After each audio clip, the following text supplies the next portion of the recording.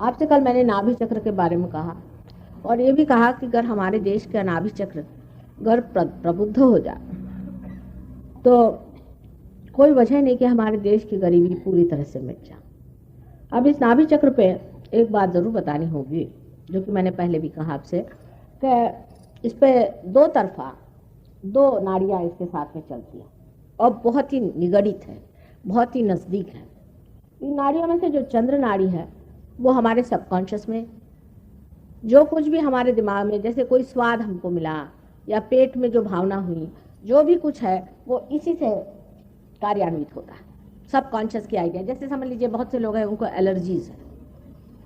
अब एलर्जी जो है वो क्या है कि आपके सबकॉन्शियस में कहीं तो भी उसके बारे में कोई चीज़ ऐसी बनी हुई है कि आपने कोई ना कोई ऐसी चीज़ खाई होगी, उससे नुकसान हो चुका होगा पूर्व जन्म में, उससे पूर्व जन्म में कभी हो चुका होगा। तो जब भी वो चीज़ अंदर जाती है फौरन उसका रिफ्लेक्स आ जाता है और आपको फिर से एलर्जी हो जाती है। और राइट साइड में भी सूर्य की नाड़ी, सूर्य की नाड़ी में भी जो कुछ भी आप आगे के लिए सोचते हैं, फ्यूचर में सोचते हैं, उसका भी सूर्य चक्र भी वहीं पे है। तो सूर्य और चंद्र चक्र नाभि चक्र के दोनों साइड। और इन नाड़ियों पे जो लेफ्ट साइड की नाड़ी है, स्पेशली भैरवनाथ का चलन वलन रहता, ऊपर से नीचे तक वो जाते रहते हैं। और जो राइट साइड की नाड़ी है सूर्य नाड़ी, उसमें हनुमान जी का चलन वलन है। अब एक साहब आए, वो कल मैं हनुमान जी को मानता हूँ। मैंने क्यों मानते हैं? अभी कोई वजह होनी चाहिए। आप हनुमान जी को ही क्यों मानते? कोई चीज़, कोई आपको मंत्र देता है, कहता कि चलो तुम सूर्य नमस्कार, तो आखिर क्यों? आपको क्या ज़रूरत है सूर्य नमस्कार करने की? उसका भी साइंस है। अगर आपके अंदर ऑलरेडी सूर्य है बहुत ज़्यादा, तो आपको बिल्कुल सूर्य नमस्कार करने की ज़रूरत नहीं। हाँ, जब किसी के अंदर लेफ्ट साइड ज़्यादा हो तो वो सूर्य नमस्कार करे। अब जिसकी लेफ्ट साइड ज़्यादा बढ़ी हुई है वो राइट साइड करे, और जिसकी राइट साइड ज़्यादा बढ़ी है वो लेफ्ट साइड करे। इसका भी शास्त्र है। ऐसा तो शरीर में भी नहीं होता है। समझ लीजिए आपकी नाक में तकलीफ है तो आप ज़रूरी नहीं कि आप सारे केमिस्ट की दुकान खा लें। तो हाँ और था, ये दो नाड़ियाँ हैं।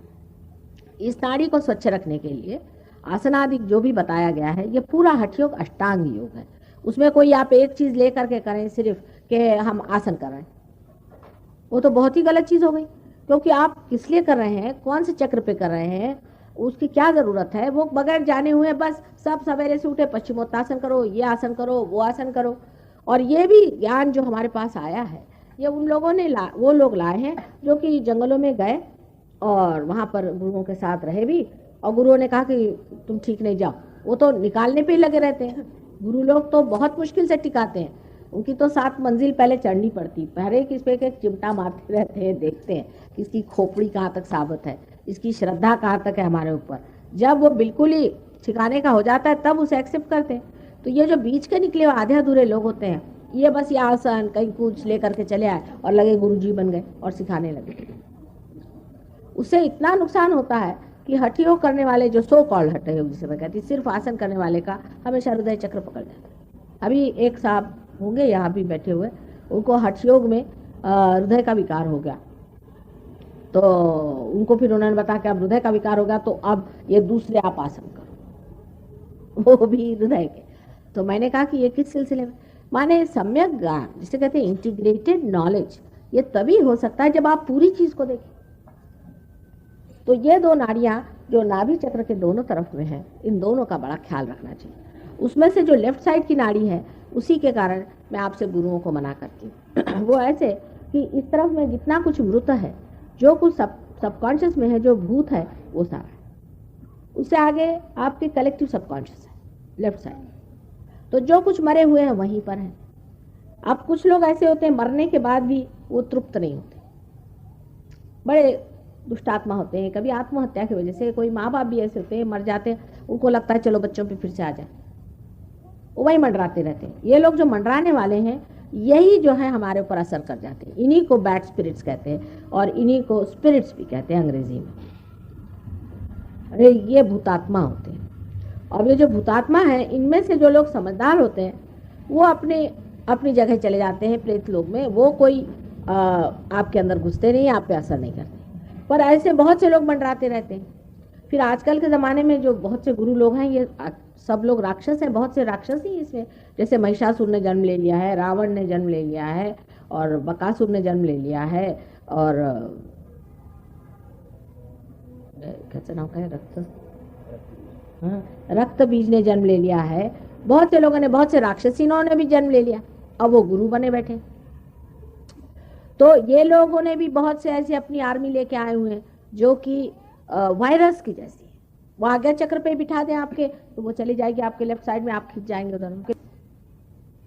ये लेफ्ट साइड का जो प्रॉब्लम है, इसमें तरह तरह से लोग करते हैं। जैसे आपके घर में एकदम से लगा कि एक गणपति आ गए, ये सब कल युग में हो रहा है, पहले कभी नहीं हुआ था।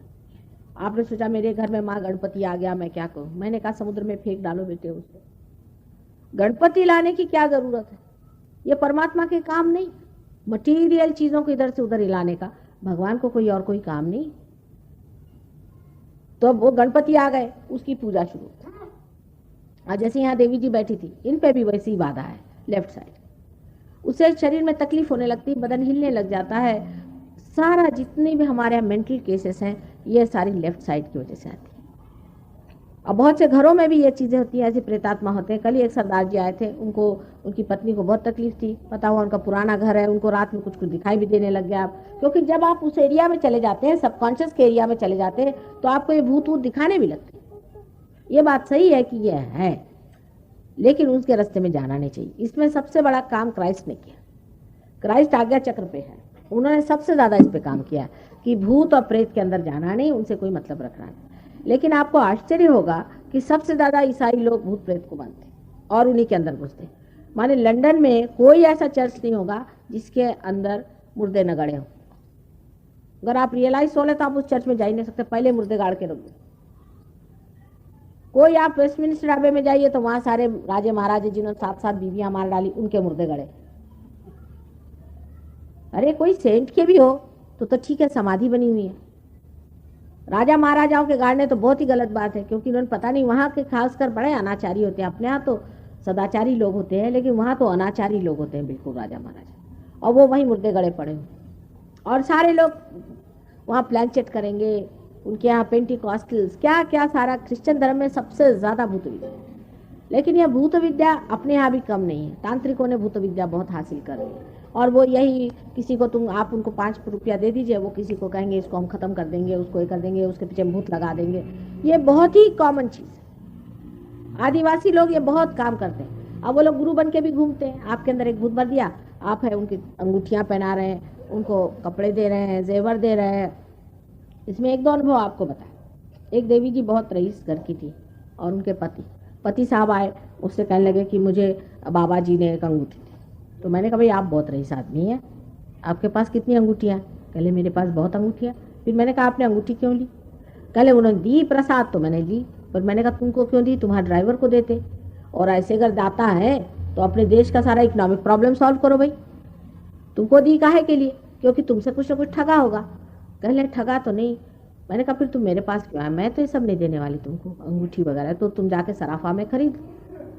तुम मेरे पास आए हो तो मैं तो परम दूंगी, और ये अंगूठी पहले फेंकना पड़ेगी आपको समुद्र में।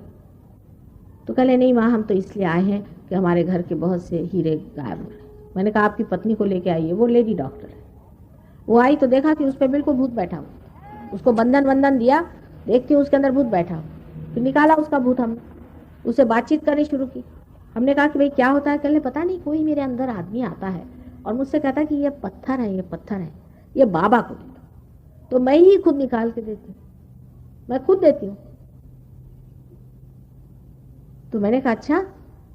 तो कहने लगे कि अब मैं क्या करूं, मुझे पूरी समय वो आदमी खाते रहता है, मेरे दिमाग में सजेशन देते रहता है, मेरे सामने आके खड़ा हो जाता है और मुझसे कहता है कि ये पत्थर है। तो मैंने कहा कि तुम तो इतनी पढ़ी लिखी स्त्री हो और विवाहिता हो, अब तुम्हारे जो भी हीरे या जो भी तुम्हारे पास में है, ये तुम्हारे अपने पति के दिए हुए कमाई के हैं, माँ बाप के दिए हुए हैं, जो भी हैं। और तुम गृहस्थ में रहती हो, तुमको 4 जेवर पहनने चाहिए। गृहस्थी में औरतों को जेवर पहनना पड़ता है, अलंकृत रहना पड़ता है। तुमको तो इसकी जरूरत है। ये तुम्हारे लिए अगर पत्थर है तो उस आदमी के लिए क्या होना चाहिए? मिट्टी। वो बाबा जी तुमसे क्यों ले रहे हैं? तुम क्यों नहीं ऐसा सोचती? जब मैंने उसके बुद्धि पे आघात किया तो उसकी एकदम आग जागृत हुई।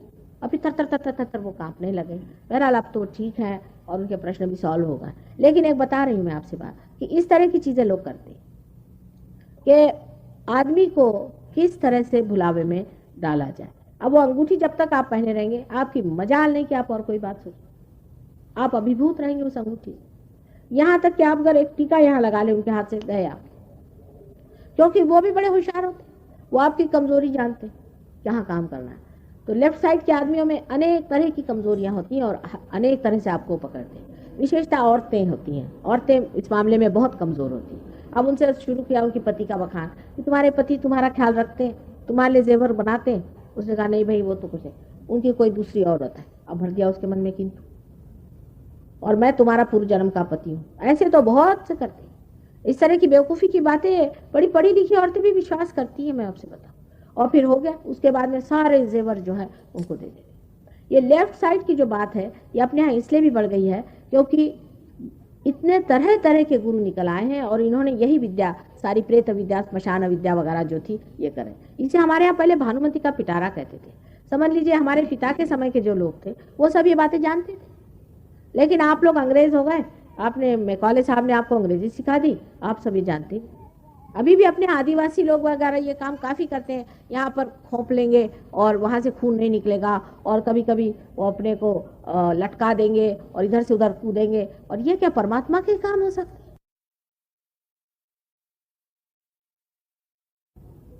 ये एक सोचने की बात है। फिर ये लोग मेंढक जैसे चिल्लाएंगे, कभी है तो शेर जैसे चिल्लाएंगे। अब आपको क्या मेंढक और शेर होना? ये अगर आदमी सोच ले तो आपकी नाभि चक्र में आप ये चीजें घुसने नहीं देंगे। बिल्कुल इसके लिए हमारे सहयोग में बहुत आसान तरीके हैं जिससे आप अपने को बचा सकते हैं, और बचाना पड़ेगा। रात को 12 बजे बाहर जाना वगैरह गलत चीजें हैं। इतनी ये चीज दुष्ट प्रवृत्तियां मंडरा रही हैं। फिर लोग हैं शराब पीते। शराब से ऐसे ही नाभि आपकी कमजोर हो जाएगी। नाभि कमजोर हो गई, उस पर बाधा बैठाने में कुछ लगता है। शराबी आदमी पे ऐसा शराबी आके बैठता है कि वो खुद शराब पीता है, और वो जो शराबी है उसको कोई मजा ही नहीं आता। क्यूबा में एक औरत हमें मिली थी, उसके पति ने हमें बताया, बिल्कुल दुबली पतली छोटी सी औरत, कि ये एक विस्की की बोतल पूरी नीट पी लेती। तो हमने उससे पूछा कि क्या तुम कैसे पी लेती हो? तो उसने कहा कि माँ मेरे अंदर आप नहीं देखते, एक बड़ा भारी भीम का है, एक निग्रो है, वो पीता है, मैं तो नहीं पीती। वही पीता है, वो मुझसे कहता कि पिला मुझे। बहरहाल वो ठीक है, लेकिन ऐसी ऐसी चीज़ें हैं। इसकी इतनी बारीक बारीक चीज़ें हैं कि आपको बताने लगो तो वो भी एक बड़ी भारी कथा हो जाए, लेकिन आपको रोज़ के इसमें आएगा। अब हमारे सहयोगी जैसे आपने कुछ बातें शुरू की, वो कहते हैं हाँ हमें पता है, क्योंकि ये रोज़ ही दिखाई देता है। रोज़ ही देखते हैं तमाशे क्या होते हैं और ये धंधे क्या होते हैं। अब जैसे किसी को मैं कहती कि भाई पैर पे नहीं आओ, नाराज़ होने की बात नहीं होनी चाहिए। अभी उस दिन एक देवी जी थी, उनके पति आए होंगे, वो मैंने कहा था इनको पैर पे नहीं लाना, ज़बरदस्ती ला, बेहोश हो गई मेरे पैर। अगर किसी को मिर्गी आ रही तो मेरे सामने जरूर आएगी मिर्गी, क्योंकि वो सब नखरे और सब धंधे यहाँ करेंगे। उनके अंदर में जो भूत ऊत आते हैं ना लोगों के, जिसको लोग कहते हैं देवी आ रही, ये बड़ा ही कॉमन है। इनके देवी आ गई। हमारे महाराष्ट्र में जितनी नौकरानियां हैं सबके अंदर देवी आती। अरे कोई देवी को कोई धंधा है या नहीं? सोचिए आप कि ऐसे नौकरानियों के अंदर में देवी आ गई। अपने समाज में इतना कॉमन है, ये इतना कॉमन है। पढ़े लिखे लोग इस चीज में फंसते हैं। सबसे बड़ी बात तो ये है कि ये लोग सोचते ही नहीं है कि परमात्मा ये सब धतिंग क्यों करेंगे। ऐसे तरह के लोग हैं, मैंने उसका कोई वर्णन ही नहीं किया जा सकता। अब राइट साइड के जो लोग हैं, अब ये इसमें जरूर मैं बताऊंगी कि मैं अभी कोवलम गई थी। कोवलम में मैंने देखा कि बड़ी आश्चर्य की बात है कि घर के ही अंदर मुर्दे गाड़ते, वहीं जलाते। तो मैंने कहा ये क्यों करते, आप बताइए कितनी नेगेटिविटी आ जाएगी, और वहां गरीबी आ ही जाएगी। इधर से भूत आया और उधर से लक्ष्मी जी गायब, इधर से बोतल आई उधर से लक्ष्मी जी गायब। तो आपको ये समझ लेना चाहिए कि अगर हमारी नाभि हम ठीक रख लें, माने आप किसी के मृत्यु के यहाँ भी गए, बस वहां जाकर के किसी से मिल लिया और आ गए। अपने माँ बाप से भी यही कहना चाहिए कि हम लोग ठीक है, अब आप फिर से जन्म लीजिए। कोई हमारी फिक्र नहीं करिए, आप दूसरे योनि में, हम दूसरे योनि में। मृत्यु के बारे में पढ़ना, ये थर्ड आई के बारे में पढ़ना, प्रेत लोक के बारे में पढ़ना, ये सब चीज़ों से आदमी की जो है नाभि एकदम खराब होकर के उसकी लेफ्ट साइड पकड़ जाती है। दूसरी चीज़, राइट साइड में भी लोग ये काम करते हैं। राइट साइड का काम ऐसा होता है कि जैसे राइट साइड में रामचंद्र जी का चक्र है, हनुमान जी का है, तो राइट साइड में ऐसा काम करेंगे कि आपको राम का मंत्र दे दिया। किसी ने कहा अच्छा राम का मंत्र बोलो, गए आप ट्रांस के अंदर चले गए। अब राम नाम का एक कोई भूत ही आपके अंदर आएगा, परमात्मा तो नहीं आ सकते ना। आपने किया क्या, क्यों आए परमात्मा आपके अंदर? आपका परमात्मा से कोई संबंध जुटा है? लोग परमात्मा को तो ऐसे बुलाते हैं जैसे कोई जेब में बैठा हुआ है या कोई नौकर है। कुछ काम हुआ, मेरे बेटे को नौकरी लगा दे, श्री राम। मेरी बीवी को ठीक कर दे, श्री राम। अरे भाई, आपकी कितनी पूंजी परमात्मा के पास संपदा है।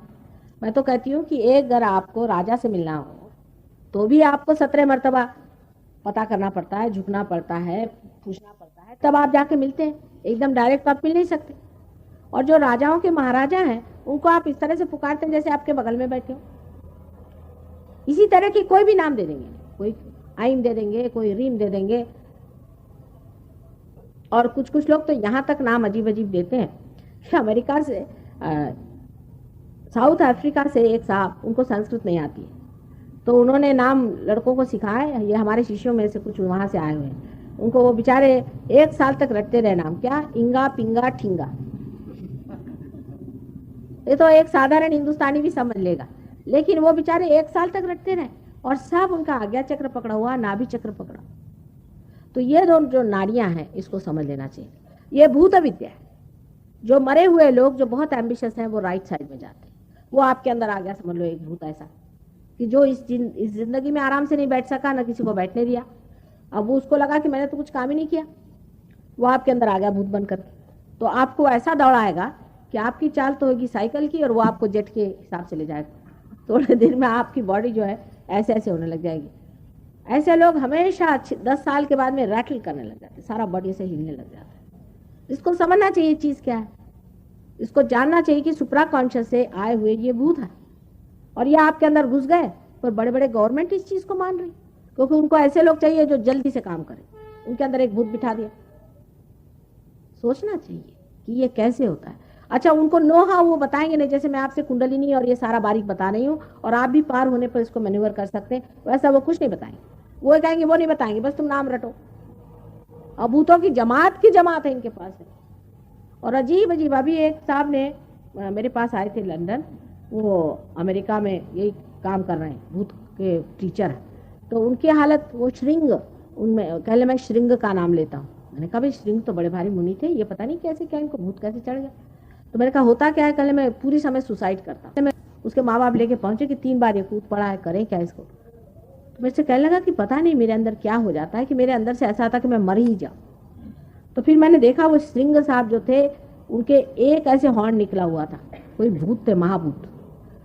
और मैंने उनसे पूछा कि आप धंधे क्यों कर रहे हैं ऐसे। तो कहले हम चाहते हैं कि बहुत से लोग मर जाएं और जो हमारे काबू में हो तो हम और अपना साम्राज्य छाएं।